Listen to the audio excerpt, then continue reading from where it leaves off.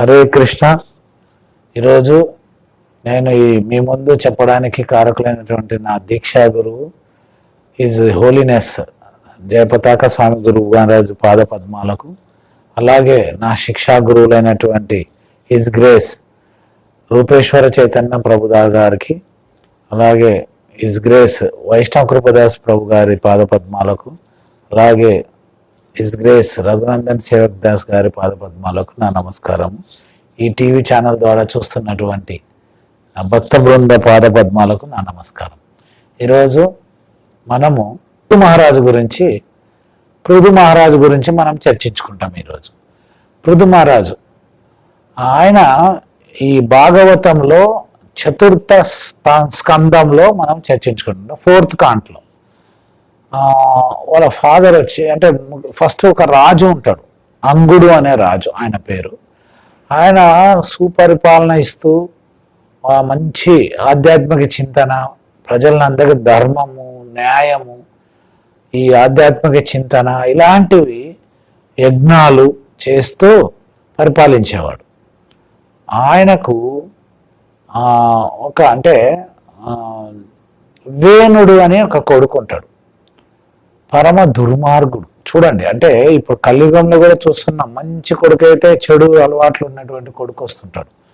అలాగే అప్పుడు కూడా ఈ అంగుడు అనే మహారాజుకి కొడుకు వేణుడు.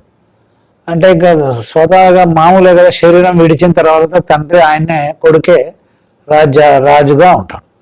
సో ఆయన రాజ్యాధికారం తీసుకున్న తర్వాత ఈ వేణుడు ఆయన రాజ్యంలో ఉన్నటువంటి ప్రజలందరినీ హింసించడము, భక్తి లేదు ఏం లేదు అనడము, ఈయన అన్ని చెడు అలవాట్లు, తాగుడు, తినుడు, అంటే ఇష్టం ఉన్నట్ల పరిపాలన చేసి ప్రజలకు చాలా ఇబ్బంది పెట్టాడు ఈ వేణుడు అనే దుర్మార్గుడు. అప్పుడు ఉంటారు కదా ఋషులు, మన బ్రాహ్మణులు, అంటే రాజ్యంలో రాజుకు సలహాదారులుగా వాళ్ళు చెప్పి ఉంటారు. వాళ్ళు అల్లకొల్లోలం అయిపోయి ప్రజలంతా ఇబ్బంది పడుతుంటే వీళ్ళు ఈ బ్రాహ్మణులు, ఋషులు వచ్చి అతన్ని ఎలాగైనా సంహరించాలి అని చెప్పి వాళ్ళ ఒక మంత్ర జపంతో ఆయన్ని వేణుడు అనే అతన్ని సంహరిస్తారు. ఎందుకంటే అతన్ని సంహరించడమే మేలు, అప్పుడు రాజ్యం బాగుంటుంది. లేకపోతే అంటే రాజే అలాగా ఉంటే ఇంకా పరిపాలన ఏం చేస్తాడు అని చెప్పి ఆయనని సంహరిస్తారు, అంటే మంత్రదండం ద్వారా. తర్వాత ఆయన వెళ్ళినప్పుడు రాజు లేడు కదా, అప్పుడు దొంగలు పోవడం ఇటు అల్లకొల్లమే, దాని వాళ్ళని పరిపాలన సరిగా ఉండదు. అప్పుడు వీళ్ళంతా మళ్ళీ ఋషులు, బ్రాహ్మణులు అంతా యజ్ఞం చేసి భగవంతుని ప్రార్థిస్తారు. అప్పుడు ఆ యజ్ఞంలో నుంచి పృథు మహారాజు వెల్లడి అవుతాడు. అలాగే అర్చిదేవి, ఇద్దరు. ఈ పృథు మహారాజు స్వయాన శ్రీకృష్ణ భగవాను యొక్క శక్తి ఆవేశ రూపం. ఈ పృథు మహారాజు ఆయన అంటే ఇంకా భగవంతుడు అంశ కాబట్టి ఎలా పరిపాలించాలి ప్రజల్ని. సో రాజు లేడు కాబట్టి ఈయననే అప్పుడు పృథు మహారాజును రాజుగా పెడతారు. అప్పుడు ప్రజలంతా వచ్చి మంచిగా మాకు పృథు మహారాజు వచ్చాడని చెప్పి సంతోషంతో ఆ పరిపాలన వేణుడు ఉన్నప్పుడు భయపడినటువంటి ప్రజానికం అంతా వచ్చి ఆయనను వేడుకొని, ఆయన మాకు మీరు వచ్చారు, మంచిగా మాకు పరిపాలించండి అని చెప్పింది. అలాగే అంటే ప్రజలకు సుఖపెట్టేవాడే రాజు, ఆయన బాగోగులు చూసుకున్నవాడే రాజు. అలాగా పృథు మహారాజు వాళ్ళకు యజ్ఞాలు అన్నీ భగవంతుని గురించి, ఈ శరీరం కాదు ఇది ఆత్మకు మనం ఇంపార్టెన్స్ ఇవ్వాలని చెప్పి ఇలాంటి విషయాలన్నీ ఆధ్యాత్మిక చింతనలో కూడా చెప్పారు. ఒకసారి ఏమవుతుందంటే వాళ్ళు ఆ ప్రజలకు ధరణి నుండి ఎలాంటి ఉత్పత్తులు రావు, ధాన్యం రాదు, మాకు చాలా ఇబ్బంది ఉంది. ఇప్పుడు రాజుగారికి వాళ్ళు చెప్పుకుంటారు, ఇట్లా ధరణి మాకేమీ రావడం లేదు, పంటలు మా ధాన్యాలు రావడం లేదు, తినడానికి ఇబ్బంది, వాళ్ళంతా బక్క చిక్కిపోతారు ప్రజలంతా. సో అప్పుడు పృథు మహారాజుకి కోపం వస్తుంది. అవునా అని విల్లంబు తీసుకొని వెంటబడతాడు. ఎవరెంబడి? ధరణి ఎంబడి. ధరణికి అంటే అప్పుడు ఆవు రూపాన ఉంటుంది. ధరణి పరిగెత్తుతుంది, ఇంకా పృథు మహారాజు వెంబడిస్తాడు అమ్ముతో వేయడానికి.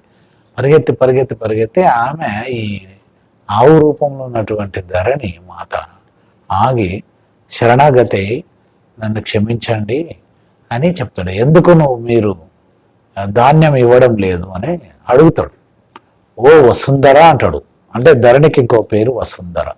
వసు అంటే ధనము, ధర అంటే ధరించున్నది. సో నువ్వు ఎందుకు ఇవ్వడం లేదని చెప్పి కోపంగా అడుగుతాడు పృథు మహారాజు. అడిగితే అప్పుడు రాజా, నీకు అన్నీ తెలుసు, మీకు ఇప్పుడు నాకు ఎవరు పోషణ అనేది ఎవరు ఇవ్వడం లేదు, వచ్చినటువంటి ధాన్యం కూడా ఆధ్యాత్మికత అటువంటి వాళ్ళు తీసుకోవడం లేదు, అంత ఇది వేరే అంత అనాసక్తులు భగవంతుని మీద ఇది ధ్యాస లేని వాళ్ళంతా వాడుతున్నారు, నాకు పోషణ కూడా లేదు అని చెప్తాడు. అలాగే ఇప్పుడు మనం ఈ కలియుగంలో కూడా మనం చూస్తున్నాం, మన తాతలు ముత్తాతలు ధరణిని ఎంత బాగా పండించేవాళ్ళు పంటలను అంటే ఆవు పేడ పశువుల పేడతోనే పండించేవాళ్ళు. తర్వాత ఇప్పుడు రసాయనిక ఎరువులు ఎక్కువైపోయి ధరణి కూడా ఇప్పుడు కోల్పోతుంది తన పోషక విలువలన్నీ కోల్పోతున్నాయి. కాబట్టి అట్లానే అందువల్లనే ఇప్పుడు ఈ ఆర్గానిక్ అని న్యాచురల్ ఫార్మింగ్ అని చెప్పేసి ధాన్యాలు పండిస్తూ ఉన్నారు, వాటి ద్వారా కూడా తినాలనేదానికి. అట్లా జరిగినప్పుడు సరే మరి నువ్వు ఓకే, నేను కూడా అపరిమితమైన ప్రేమనే జీవుల మీద నేను క్షీరము ఇవ్వాలంటే నువ్వు పాత్రను అది రెడీ చేసుకో అని చెప్తాడు.